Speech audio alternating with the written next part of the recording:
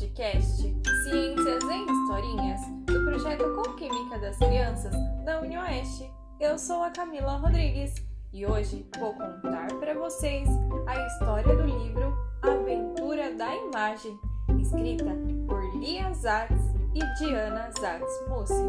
Episódio 1.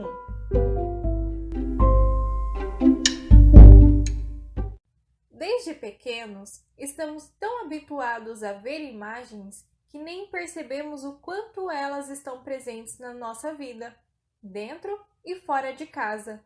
Convivemos com as imagens o tempo todo. Elas estão nos livros, nas revistas, na televisão, nos cartazes, nos computadores, no cinema, nos celulares. Você já parou para pensar nos diversos significados da palavra imagem? Nos diversos significados que cada imagem pode ter, dependendo de quem a interpreta? Sobre o que a imagem tem a ver com a realidade? Sobre as funções da imagem? Sobre a evolução das formas de fazer imagem, desde as primeiras pinturas nas cavernas, às fotos de satélites? Há muito a se dizer sobre esse tema, não é? Este podcast é apenas uma introdução e convida você a refletir sobre o assunto.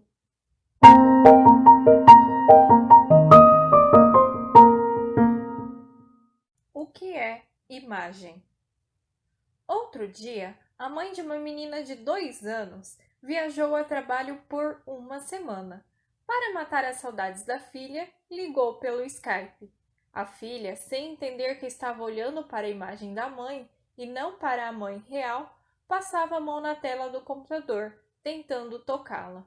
Mesmo quando sabemos que estamos olhando para uma imagem e não para algo ou alguém real, você já reparou como falamos dela? Por exemplo, apontamos a foto de um cachorro ou de uma árvore e dizemos: "Olha, um cachorro!" ou "Olha, uma árvore!" Mas, claro, o que vemos não é um cachorro ou uma árvore real, e sim a representação desses elementos. O artista René Magritte encontrou uma forma engraçada para dizer que o que vemos em uma imagem não é a realidade, mas a sua representação. No quadro que pintou, para mostrar que o desenho do cachimbo não é o próprio cachimbo, ele escreveu em francês: "Isto não é um cachimbo." Um desenho, uma pintura, uma fotografia, um grafite, uma cena televisiva ou de um filme são todos imagens. São imagens que podem ser feitas em diferentes materiais ou locais, como a rocha, a parede, o papel, a tela, a película, o computador. Nossa mente cria imagens o tempo todo. Basta lembrar as cenas dos nossos sonhos, as que imaginamos ou as que recordamos por tê-las presenciado. Podemos guardá-las só para nós, mas se quisermos que outras pessoas as conheçam, precisamos representá-las de alguma forma, desenhando, relatando, filmando, fotografando. Senão, elas existirão apenas na nossa cabeça. Você já tentou escrever ou desenhar cenas que presenciou, sonhou ou imaginou? Veja a seguir como um acontecimento foi retratado de diferentes maneiras, num texto escrito, em fotografias e em ilustrações. As imagens que formamos em nossa mente sempre se baseiam no que já conhecemos, mesmo quando imaginamos coisas que ainda não existem. Aliás, imaginar coisas que ainda não existem é uma etapa necessária para inventar e criar. É assim que começam a surgir as grandes descobertas. Observe as imagens aqui apresentadas. Voar sempre foi um sonho do ser humano e é muito provável que tenha sido a partir da observação da natureza, da asa de algum pássaro, como um morcego, que o artista e inventor Leonardo da Vinci imaginou e desenhou estes modelos de máquinas voadoras, mais de 400 anos antes do surgimento das aeronaves. Veja ainda como um artista francês, há mais de 100 anos, imaginou e representou uma forma de comunicação que só veio a existir atualmente. Ele se inspirou no telefone e no cinema, duas grandes invenções que começavam a se popularizar na época em que viveu. Seu desenho lembra muito os programas usados hoje em dia, como o Skype, não é verdade?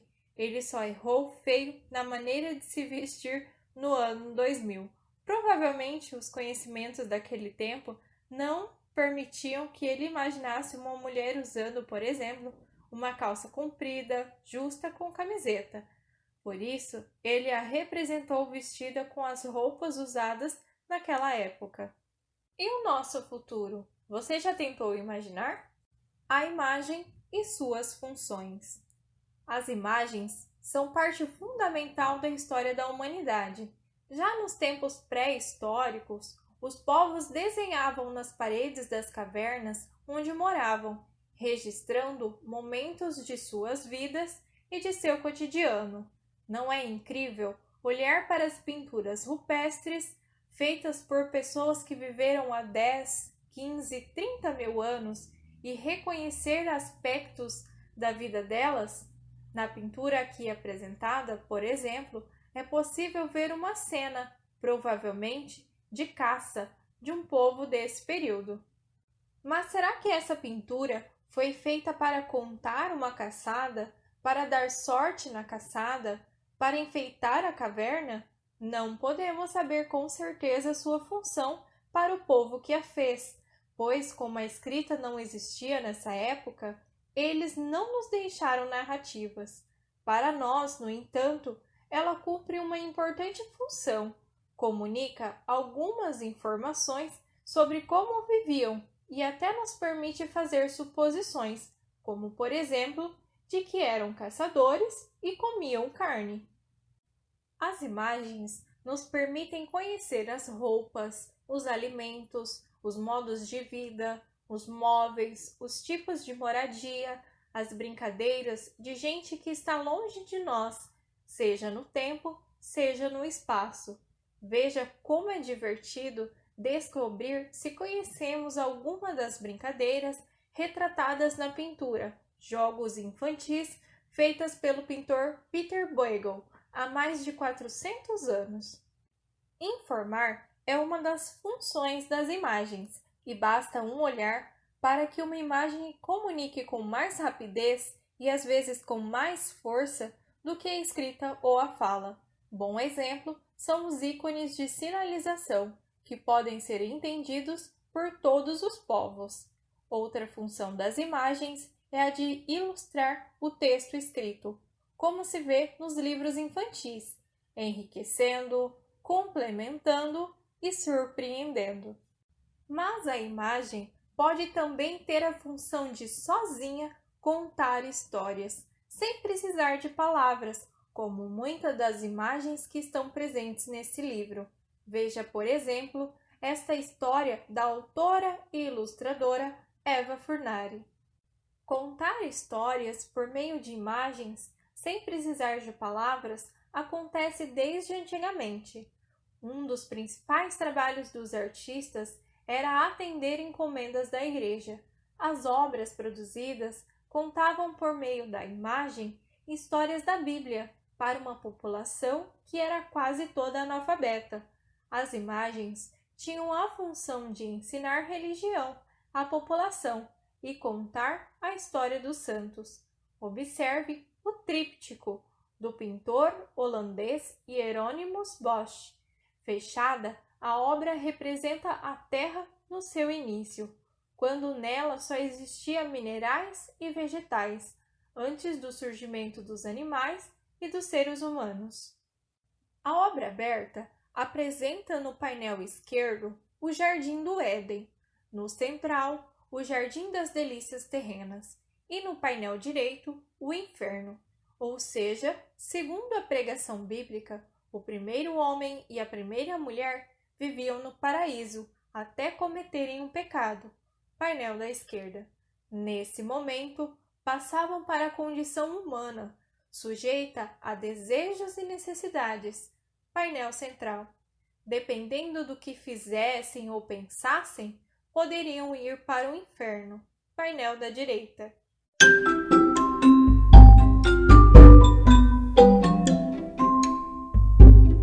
Essa foi a história de hoje. Esperamos vocês na próxima semana para a continuação, episódio 2. E não esqueçam de curtir e compartilhar com seus amiguinhos. Tchau!